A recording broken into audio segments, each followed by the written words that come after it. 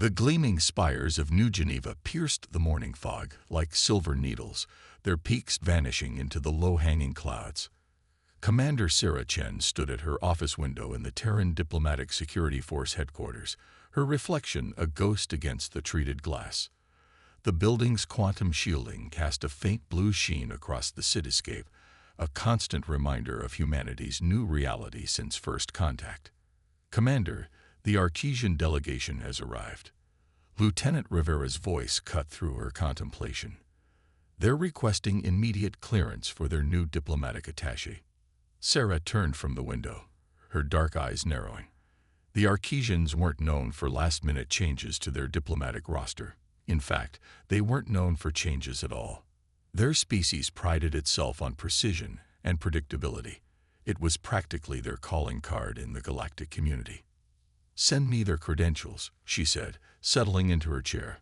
The holographic display sprang to life before her, casting her sharp features in its pale blue glow.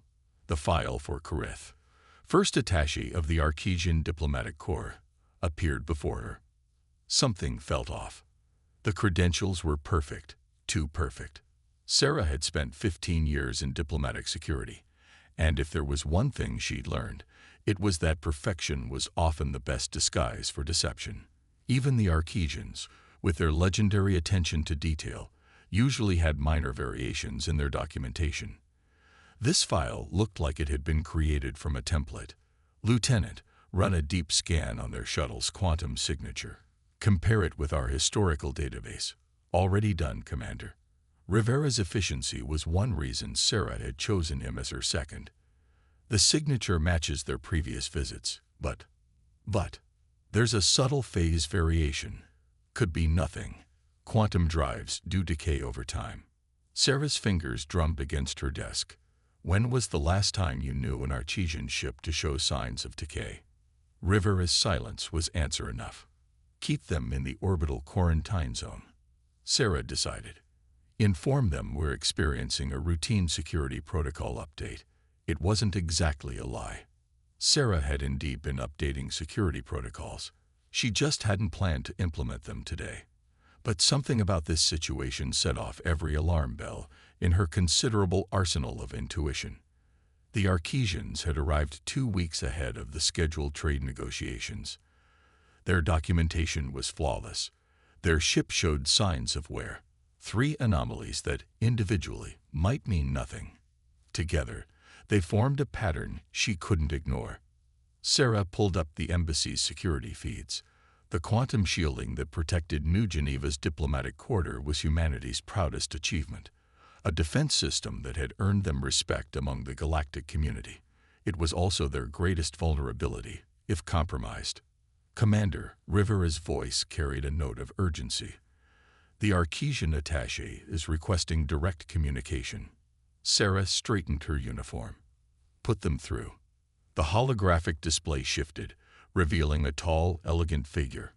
Karith's crystalline skin caught the light, refracting it in patterns that human eyes found naturally mesmerizing.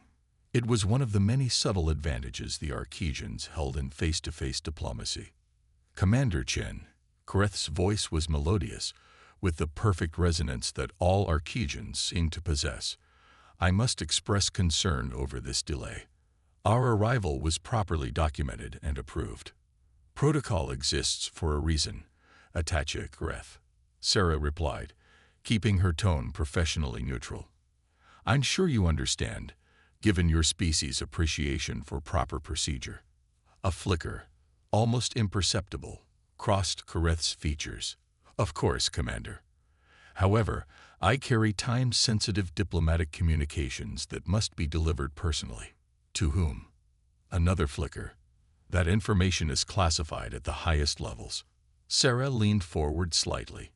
"Nothing is classified beyond my security clearance when it comes to the New Geneva Diplomatic Quarter, Attaché. Those are the treaties your government signed." Karith's crystalline features hardened slightly. "Commander, I must insist." "No, Attaché, I must insist." Sarah's voice carried the weight of her authority. "You will remain in quarantine until our security protocols are satisfied. If your mission is as important as you claim, I suggest you provide the necessary information to expedite the process." The communication ended abruptly. Sarah sat back, her mind racing. The Archesian's reaction confirmed her suspicions. Something was very wrong here. "Lieutenant, activate Protocol Omega. Full spectrum monitoring, quantum signature analysis, everything. And get me a direct line to Admiral Hayes." As Rivera hurried to comply, Sarah pulled up the embassy's defense schematics. The quantum shielding wasn't just a barrier. It was an interconnected network of energy fields that protected everything from communications to environmental systems. If someone wanted to compromise Earth's diplomatic security, the shield generators would be their primary target. The call to Admiral Hayes connected quickly. The gruff, older man appeared in her display, his expression concerned. "Chen, this better be good." "Sir, I believe we have a situation developing at the embassy. The Archesians have sent an unscheduled diplomatic mission, but something's off. Their credentials are too clean, their ship shows impossible wear, and their attaché just refused to disclose basic diplomatic protocols." Hayes's eyes narrowed. "You think they're planning something?" "I think they already have something planned, sir. Request permission to implement Contingency 7. There was a long pause. Contingency 7 was a radical protocol, developed but never tested. It would allow them to trap potential infiltrators by appearing to give them exactly what they wanted. "You're sure about this, Chen? If you're wrong, it could spark a diplomatic incident." Sarah met his gaze steadily. "And if I'm right, sir, we could prevent something far worse." Hayes nodded slowly. "Do it. But Chen, make damned sure you're right." The communication ended, leaving Sarah alone with her thoughts and the weight of her decision. She pulled up the embassy's staff roster, beginning the process of quietly evacuating non-essential personnel. Whatever the Archesians were planning, she intended to be ready. "Lieutenant," she called out, "tell our guests their security clearance has been approved. Welcome them to New Geneva." "Commander," Rivera's surprise was evident in his voice. "Are you sure?" Sarah smiled grimly. "Sometimes, Lieutenant, the best way to catch a thief is to let them think they've successfully broken in." She stood, straightening her uniform. "Prepare my shuttle. I'll greet our guests personally." As she headed for the landing pad, Sarah felt the familiar surge of adrenaline that came with operating on instinct and training. The Archesians might think they had humanity figured out, might believe their superior technology and ancient civilization gave them an advantage. But they had yet to learn humanity's greatest strength, unpredictability. And Sarah Chen was about to give them a lesson they wouldn't forget. The game was on, and she intended to win. The diplomatic shuttle gleamed like polished obsidian against New Geneva's morning sky. Sarah watched through reinforced windows as it descended toward the embassy's landing pad, its quantum drive humming at a frequency that made her teeth ache.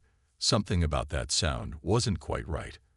Another piece of the puzzle that didn't fit. "Quantum signature analysis complete. Commander," Rivera's voice came through her secure earpiece. "We're detecting micro-fluctuations in their containment field. It's subtle, but Archesian technology doesn't fluctuate," Sarah finished. She straightened her dress uniform, eyes fixed on the landing shuttle. "Keep monitoring. Record everything." The shuttle's landing sequence was flawless, exactly matching Archesian protocols down to the millisecond. Sarah's suspicion deepened. Even the most skilled Archesian pilots allowed for minimal variations based on atmospheric conditions. This landing was like watching a simulation. Graith emerged from the shuttle with fluid grace, crystalline form catching the sunlight. 2 other Archesians followed, both security officers, based on their ceremonial markings. Their formation was perfect, almost theatrical in its precision. "Welcome to New Geneva," Sarah said, stepping forward with practiced diplomacy. "I trust your quarantine wait wasn't too uncomfortable." "Your concern for our comfort is noted, Commander Chen." Kareth's voice carried that same perfect resonance, though I must admit, such delays seem inefficient. Sarah smiled politely. Efficiency without security is a vulnerability. Attaché. I'm sure you understand. She gestured toward the embassy entrance. Please, allow me to escort you to your quarters. As they walked, Sarah noticed how Karith's guards maintained exact distances from their charge. 7 steps behind, 3 steps apart. Standard Archesian protocol, performed with machine-like precision. Her mind raced through possibilities. Either these were the most rigidly trained Archesians she'd ever encountered, or, "Your quantum shielding is impressive," Karith commented, interrupting her thoughts. "The integration with your local power grid must be complex." "Actually, we maintain an independent power source," Sarah lied smoothly. The shield's true power source was indeed connected to the city grid, a fact documented in publicly available treaties. Karith should have known this. The Archesian's crystal features shifted slightly. Interest. Surprise? Fascinating. Your species continues to evolve in unexpected ways. They reached the diplomatic quarters, a suite of rooms designed specifically for Archesian physiology. Sarah watched as Karith's guards performed their security sweep with perfect, programmed movements. "Will you be attending tonight's diplomatic reception?" Sarah asked casually. "I wasn't aware of any reception scheduled for tonight," Karith replied. Sarah kept her expression neutral, but internally her suspicions crystallized. There was no reception, but every Archesian diplomat was required to memorize the embassy's social calendar before arrival. The real Karith would have known this. "My mistake," she said smoothly. "I must be thinking of next week. Please, make yourselves comfortable. If you need anything, our staff is at your disposal." Back in her office, Sarah activated her secure terminal. "Rivera, initiate silent lockdown protocols. I want every quantum sensor in this building monitoring our guests, and get me everything we have on Archesian replication technology." Replication technology. Rivera sounded confused. "Commander, the Archesians abandoned that research decades ago. Said it was too unpredictable." "Did they?" Sarah pulled up classified files from Earth's first encounters with the Archesians. "Or did they just tell us they did?" Hours passed as Sarah dug deeper into historical records. The pieces were starting to form a disturbing picture. 3 months ago, a minor power fluctuation in the embassy's quantum shield. 6 weeks ago, unexplained data bursts in the diplomatic communications network. 2 weeks ago, a routine maintenance check of the shield generators mysteriously rescheduled. "Commander," Rivera's voice carried urgency. "You need to see this." The display showed sensor readings from the diplomatic quarters. The 3 Archesian life signs were perfect, too perfect. Their biological rhythms showed none of the natural variations that even Archesians exhibited. "They're not real," Sarah breathed. "They're quantum duplicates." "But why?" Rivera asked. "What's the point of sending duplicates when we can detect them?" Sarah's eyes narrowed as realization struck. "Because we weren't supposed to detect them. They wanted us to accept them as real, to give them access to our systems." She stood abruptly. "Where are they now?" "Still in their quarters, Commander. But these readings, they're starting to show signs of quantum degradation." "They're not degrading," Sarah said grimly. "They're adapting. Each minute we watch them, their quantum signatures are adjusting to match our scanning frequencies." She hit her emergency comlink. "Admiral Hayes, sir, we have confirmation. Initiating contingency 7 now." "Understanding, Commander. Assets are in position. Do not engage until you have proof of hostile intent." Sarah watched the sensor readings, her mind racing ahead to possibilities. The duplicates weren't just here to infiltrate. They were gathering data, learning about Earth's defenses. Each moment they spent being scanned was another moment they spent analyzing Earth's technology. "Rivera, implement Protocol Epsilon. Full spectrum jamming now." The lieutenant's fingers flew over his console. Throughout the embassy, quantum dampeners activated, creating a web of interference that would disrupt any unauthorized quantum signatures. Almost immediately, alarms blared. The sensor readings from the diplomatic quarters went haywire as the three Archesian figures suddenly moved with impossible speed. "Security breach in shield generator complex Alpha," Rivera shouted. They're phase shifting through the walls. "Lock down the generator chamber," Sarah ordered, already running toward the security station. "Activate the quantum containment field." The embassy's halls were a blur as she sprinted toward the generator complex. Emergency lights pulsed in warning patterns as the quantum dampeners fought against the intruder's attempts to phase through physical barriers. She reached the generator chamber just as the three duplicate Archesians materialized inside. Their crystalline forms had abandoned any pretense of organic movement, shifting and flowing like liquid metal. "That's far enough," Sarah called out, her voice steady despite her racing heart. "Though I have to admit, this is an impressive display of technology for a species that supposedly abandoned replication research." Kareth's form stabilized, turning to face her. "Commander Chen, your species continues to surprise us. We calculated only a 2.3% probability that you would detect our true nature." "That's your problem," Sarah said, slowly circling the chamber. "You keep trying to calculate human behavior, as if we're equations to be solved." She smiled grimly. "We're not." "Perhaps," Kareth acknowledged. "But we are already inside your defenses. Your quantum shielding will soon be under our control. Humanity's last technological advantage will belong to the Archesian collective." Sarah's smile widened. "Are you sure about that?" She pressed a button on her wrist device. Suddenly, the quantum containment field shifted, its energy patterns changing in ways that made the duplicates' forms waver and distort. "You see," Sarah continued, "we suspected something like this might happen. So we built a trap, a quantum shield that looks vulnerable, but is actually designed to contain and disable unauthorized quantum signatures." Kareth's perfect features showed the first real emotion she'd seen. "Surprise. Impossible. Our intelligence indicated your species lacks the technological sophistication for such countermeasures."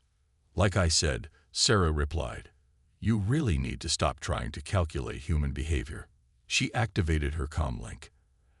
"Admiral Hayes, the package is wrapped, ready for delivery."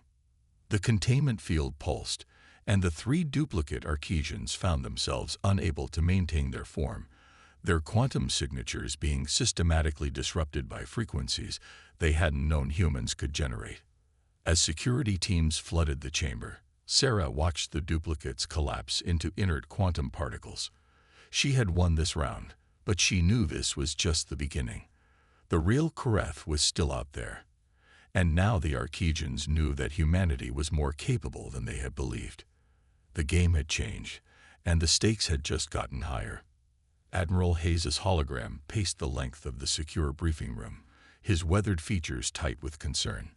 "The Archesian High Council is denying everything, of course, claiming no knowledge of the duplicates or their mission." Sarah stood before the tactical display, studying the quantum signature patterns they'd captured from the disable duplicates. "Of course they are. Plausible deniability is built into their diplomatic protocols. But we both know this goes straight to the top. Evidence. The quantum signatures." Sarah manipulated the display, highlighting specific patterns. "These aren't just advanced duplicates. They're running on quantum algorithms that could only have come from the Archesian Central Intelligence Division, the same division that supposedly disbanded their replication research program." Hayes nodded grimly. "So not only did they lie about abandoning the technology, they've been perfecting it. Question is, why reveal it now?" "Because they thought they'd succeeded." Sarah pulled up another display, showing New Geneva's defensive systems. "Our quantum shielding was the one human technology that genuinely surprised them. They'd been trying to replicate it for years, but something in the base code keeps eluding them." "The human factor," Hayes said with a slight smile. "The shield's adaptive algorithms are based on human neural patterns. They can copy the technology, but not the underlying consciousness that makes it work." "Exactly. So they tried a new approach: infiltrate our systems, gather data from the inside, and find a way to bypass the human elements entirely." Sarah's fingers flew over the controls, bringing up security footage from the embassy. But they made one crucial mistake. They underestimated us. Again. Hayes shook his head. You'd think they'd learn. That's just it, sir. They can't learn. Not the way we do. Their entire civilization is built on predictability, on patterns they can analyze and replicate. Human unpredictability isn't just an annoyance to them. It's a fundamental threat to their worldview. And now, Sarah's eyes gleamed. Now we use that to our advantage. I have a plan, but it's unconventional. Hayes groaned. Why do I feel like I'm about to regret asking about this plan? Because you probably will. Sarah activated another display, this one showing a complex series of quantum equations. We know they're monitoring our shield frequencies, trying to find patterns they can exploit. So let's give them patterns, the wrong ones. You want to deliberately weaken our defenses. No, sir. I want to make them think we're weakening our defenses. Sarah's fingers traced patterns in the air as she explained. We modify the shield's output to show vulnerabilities that don't actually exist. Make them think their analysis is working, that they're finally cracking our code. A trap within a trap, Hayes mused. But what's to stop them from sending more duplicates to test these supposed weaknesses? Nothing. In fact, I'm counting on it. Sarah's smile was predatory. Because this time, we'll be ready with something they can't possibly predict. A quantum resonance field based on completely random human brainwave patterns. Hayes stared at her. You want to link our defensive systems directly to human consciousness. The risk is calculated, sir. We've been running simulations for months, ever since I first suspected they might try something like this. The quantum field won't just stop their duplicates. It'll feed them so much random, unpredictable data that their entire analysis system will crash. And if they adapt, they won't be able to. That's the beauty of it. Every human mind connected to the system will create new, completely unpredictable patterns. It's not just randomness, it's human randomness. The one thing their quantum computers can't replicate. Hayes was quiet for a long moment, studying the displays. Finally, he nodded. Do it. But Jen, when this all goes sideways, and we both know it will, I want contingency plans for your contingency plans. Already done, sir. Rivera. Lieutenant Rivera's hologram appeared, holding a datapad. Phase 1 is ready, Commander. We've identified 50 volunteers from the embassy staff willing to link to the quantum field. Dr. Martinez has completed the neural interface calibrations, and we've set up a rotating schedule to ensure constant coverage. Good. And the bait? In place. We've started leaking subtle hints about shield maintenance issues through channels we know they monitor. Nothing obvious, just enough to make them think their previous attempt had some effect. Sarah turned back to Hayes. We'll need at least 72 hours to get everything in position. After that, we wait. For what? For them to make their move. And trust me, they will. Sarah's expression hardened. The Arquesians aren't just after our shield technology anymore. They're after proof that they can outthink us, that human unpredictability can be quantified and controlled. And instead, we're going to give them chaos, Hayes said, understanding dawning in his eyes. Controlled chaos, sir, the best kind. Sarah checked her chronometer. Rivera, begin Phase 1. I want those neural interfaces online within 6 hours. And get me a direct line to Dr. Martinez. We need to discuss fail-safes for the human consciousness links. As the holograms winked out, Sarah stayed in the briefing room, watching the quantum signature patterns dance across the displays. The Arquesians thought they had humanity figured out, thought they could reduce the species to equations and algorithms. They were about to learn just how wrong they were. In her pocket, Sarah's quantum scanner beeped softly, detecting the faintest trace of unauthorized signatures near the embassy's outer perimeter. Right on schedule. The enemy was already probing, testing, searching for weaknesses. Let them come, she thought. This time, humanity wouldn't just defend. They would redefine the rules of engagement entirely. The real question was, when the chaos began, would she be able to control it? Or would human unpredictability prove just as dangerous to her plans as it was to the Arquesians? Only time would tell. And time, for once, was on humanity's side. The neural interface chamber hummed with the combined consciousness of 30 human minds, their thoughts creating ripples in the quantum field that surrounded New Geneva. Sarah stood at the center console, watching as patterns of human thought manifested as swirling colors in the holographic display. Neural load stable, Dr. Martins reported, her fingers dancing across the medical monitors. All participants are maintaining coherent thought patterns within acceptable parameters. Sarah nodded, trying to ignore the faint pressure behind her eyes, the echo of her own connection to the quantum field. As commander, she had insisted on being part of the consciousness network, despite Hayes's objections. Movement at the perimeter, Rivera announced from his station. Multiple quantum signatures detected, attempting to phase through the outer shield layer. Right on schedule, Sarah murmured. Status of the false vulnerabilities. Performing exactly as planned. They're following our breadcrumbs, Commander. The tactical display showed dozens of red dots, Arquesian duplicates, probing the shield's supposedly weakened sectors. Each one was more sophisticated than the last, their quantum signatures adapting and evolving as they encountered the shield's defenses. They're learning faster than we anticipated, Martins warned. The neural network is having to generate new patterns at 3 times the projected rate. Sarah felt sweat bead on her forehead as she pushed more of her own consciousness into the network, adding to the chaos of human thought that protected the city. That's what we wanted. Let them think they're making progress. Suddenly, alarms blared. The tactical display erupted with new signatures, hundreds of them, materializing simultaneously at multiple points around the embassy. Mass incursion, Rivera shouted. They're not just testing anymore.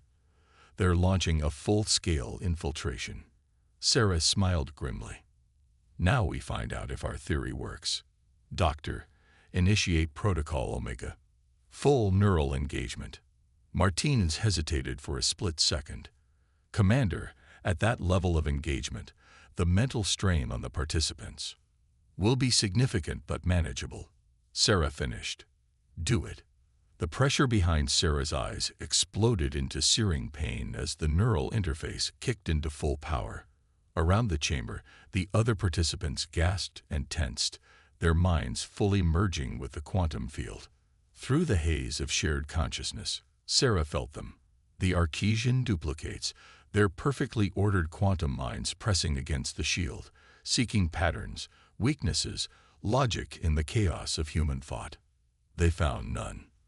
The first duplicate to breach the outer shield layer disintegrated instantly, its quantum matrix overloaded by the sheer unpredictability of the human neural patterns.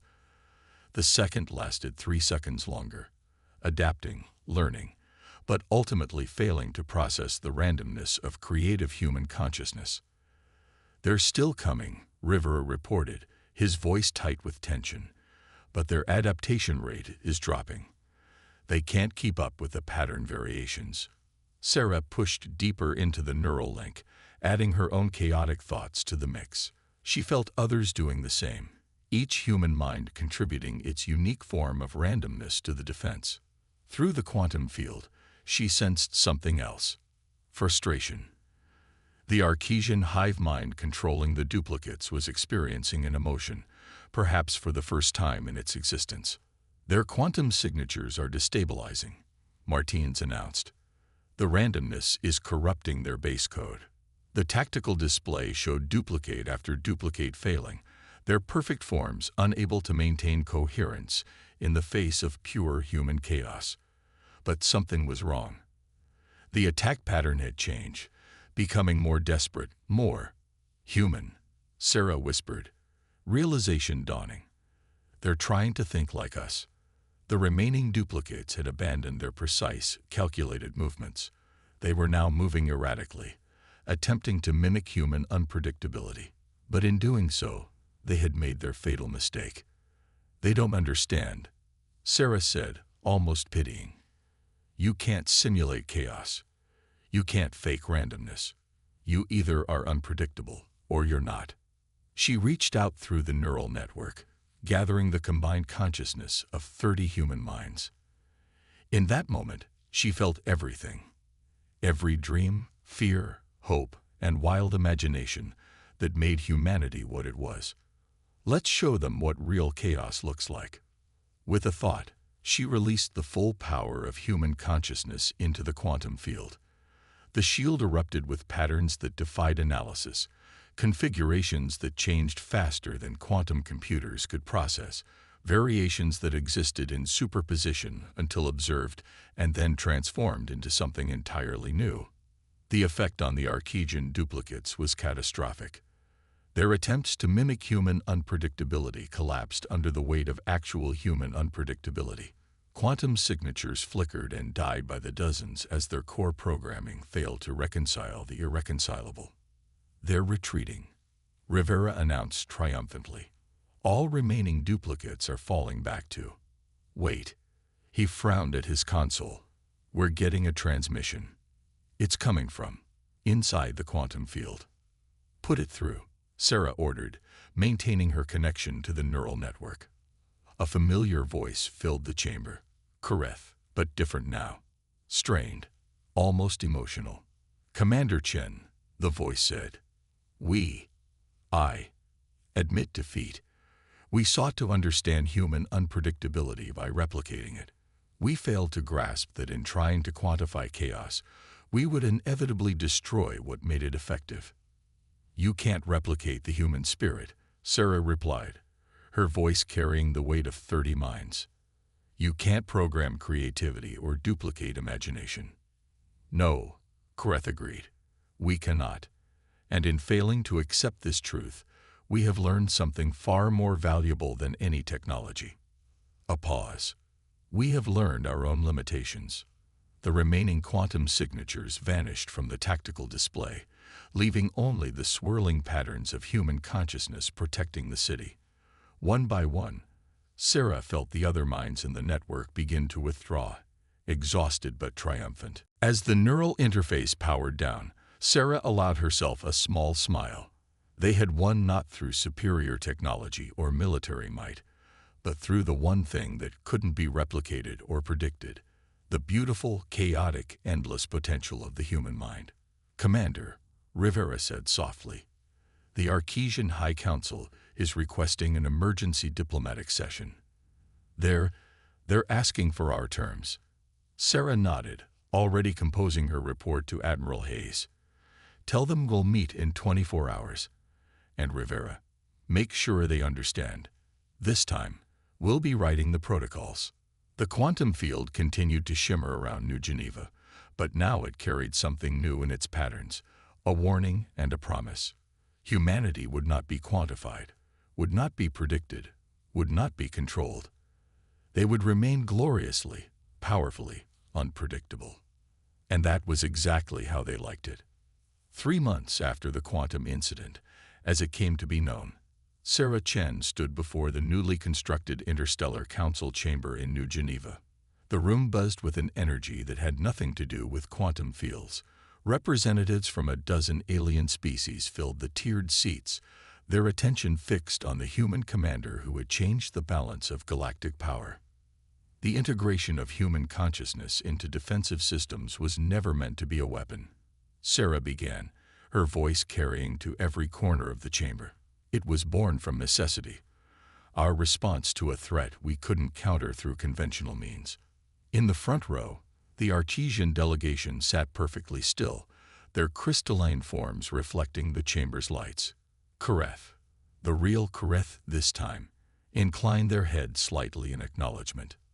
But what began as a defensive measure has evolved into something more profound. Sarah gestured to the holographic display behind her, showing the new quantum shield patterns that now protected Earth's major cities. We've discovered that the merger of human consciousness with quantum technology creates possibilities that neither humans nor machines could achieve alone. The display shifted, showing data from the past 3 months. Cities protected by neural-linked quantum shields had experienced unprecedented advancements in everything from communication to environmental control. The human minds connected to the system weren't just defending. They were creating, innovating, dreaming in quantum. The Arquesian attempt to replicate and control human unpredictability failed. Sarah continued, noting how Kareth tensed slightly at the mention of their species' humiliation. But from that failure, we've all learned something valuable. True progress doesn't come from controlling chaos, but from embracing it. She pulled up another display, this one showing the new joint research initiative between human and Arquesian scientists. Our former adversaries have become our most dedicated partners in exploring this new frontier. Their expertise in quantum mechanics, combined with our capacity for randomness, has opened doors we never knew existed. The chamber stirred with murmurs as Sarah revealed the preliminary results. Quantum computers that could process emotion. Communication systems that transmitted not just words but concepts, dreams, possibilities. Defensive systems that adapted not through algorithms but through imagination. But with these advancements comes responsibility. Sarah's tone grew serious. The human consciousness network has proven more powerful than anyone anticipated. We've had to establish strict protocols to prevent mental strain on our volunteers, to ensure that the chaos we harness doesn't consume us. She thought back to the weeks following the incident, the headaches, the shared dreams, the moments when the thoughts of 30 people had blurred together until individual identity became a flickering concept. They had learned to control it, to maintain boundaries while still allowing the free flow of creativity that made the system work. Today, I stand before you not just as a representative of Earth, but as a testament to what we can achieve when we stop trying to force the universe into predictable patterns. Sarah's gaze swept the chamber, meeting alien eyes of every description. The Arquesians sought to understand human unpredictability by reducing it to equations. They failed because they were asking the wrong question. Kareth stood, their crystalline form catching the light. And what, Commander Chen, was the right question? Sarah smiled. Not how can we control chaos, but what can chaos teach us? The answer, we've discovered, is everything. The chamber erupted in discussion as Sarah stepped down from the podium. Representatives from a dozen worlds clamored to speak with her, to learn more about this new synthesis of consciousness and quantum mechanics. But Sarah's attention was drawn to Admiral Hayes, standing quietly in the shadow of a pillar. "Quite a speech," he said as she approached. "Though you left out the part about the nightmares." Sarah unconsciously rubbed her temple, where the neural interface had left its mark. They don't need to know about the costs. Not yet. Right now, they need to understand the potential. And the dangers. The risk of losing ourselves in the quantum consciousness. That's what makes it work, Sarah replied. The risk, the uncertainty, the constant dance between order and chaos. It's all part of being human. We're not trying to eliminate unpredictability anymore. We're learning to surf it. Hayes nodded toward the Arquesian delegation, now deep in discussion with human quantum physicists. And them. Do you trust their change of heart? Trust. Sarah watched as Kareth demonstrated a new quantum equation, their movements less rigid than before, almost spontaneous. Let's say I trust in their ability to adapt. They've learned that they can't beat us by becoming us. So now they're trying something truly unpredictable. They're learning from us instead. A small drone, not Sparky, but one of its descendants, floated up to Sarah with a message. More volunteers for the Consciousness Network, more cities requesting quantum shield integration, more possibilities emerging every day. You know, Hayes said thoughtfully, when you first proposed linking human minds to quantum fields, I thought you were crazy. Sarah grinned. That's what made it work. As they walked out onto the embassy's observation deck, the quantum shield shimmed overhead, its patterns now infused with the dreams and imagination of hundreds of human minds. It wasn't just a defense system anymore. It was a testament to humanity's greatest strength, the ability to take the impossible and make it not just possible, but beautiful. So, Hayes asked, "What's next?" Sarah watched as a group of alien children played in the embassy garden below, their games following no discernible pattern yet somehow making perfect sense. Next, we keep pushing boundaries, keep surprising ourselves, keep proving that the most powerful force in the universe isn't technology or quantum mechanics or even consciousness. Oh, then what is it? She smiled as a new pattern rippled through the quantum shield, something that had never existed before and would never exist again in quite the same way. Imagination. Admiral. Pure, human, gloriously unpredictable imagination. Above them, the quantum shield pulsed with possibilities, and somewhere in the vast network of connected consciousness, someone had a new idea that would change everything all over again. Just another day in the wonderfully chaotic future of human-alien relations.